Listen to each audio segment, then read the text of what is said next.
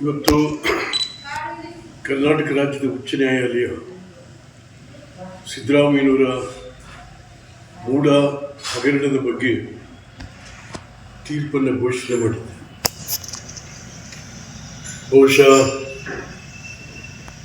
Judge Nagaprasanna ಅವರು ಬಹಳಷ್ಟು ರೀತಿಯಲ್ಲಿ ಪರಿಷ್ಕರಣೆ ಮಾಡಿ ನ್ಯಾಯವನ್ನು ಎತ್ತಿ ಹಿಡಿದಿದ್ದಾರೆ. ಜನರಲ್ಲಿ ನ್ಯಾಯಾಂಗದ ಬಗ್ಗೆ ಇದ್ದಂಥ ಒಂದು ತಾತ್ಸಾರ ಮನೋಭಾವವನ್ನು ಹೋಗಲಾಡಿಸಿ ನ್ಯಾಯಾಂಗದ ಬಗ್ಗೆ ದೊಡ್ಡ ಗೌರವವನ್ನು ಇವತ್ತಿನ ದಿವಸ ಅವರು ಉಳಿಸಿಕೊಟ್ಟಿದ್ದಾರೆ.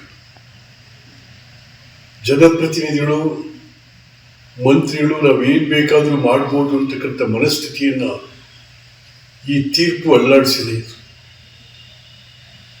ಕಾನೂನಿನ ಎದುರಿಗೆ ಎಲ್ಲರೂ ಒಂದೇ, ಮುಖ್ಯಮಂತ್ರಿಯೂ ಒಂದೇ, ಮಂತ್ರಿಯೂ ಒಂದೇ, ಎಲ್ಲರೂ ಒಂದೇ ಅಂತಕ್ಕಂಥದ್ದನ್ನು ಈ ತೀರ್ಪು ಇವತ್ತಿನ ದಿವಸ ಎತ್ತಿ ಹಿಡಿದಿದೆ. ಹಾಗಾಗಿ ಇಲ್ಲಿ ಸಂವಿಧಾನದ ಆಶಯಗಳು, ಜನತಂತ್ರ ವ್ಯವಸ್ಥೆಯ ನ್ಯಾಯಾಂಗ, ಕಾರ್ಯಾಂಗ ಇದೆಲ್ಲವನ್ನು ಕೂಡ ಬಹಳ ಸೂಕ್ಷ್ಮವಾಗಿ ಪರಿಶೀಲಿಸಿ ತೀರ್ಪನ್ನು ಘೋಷಣೆ ಮಾಡಿರ್ತಕ್ಕಂಥದ್ದು ಎಲ್ಲರಿಗೂ ಸಂತೋಷ ತಂದಿದೆ.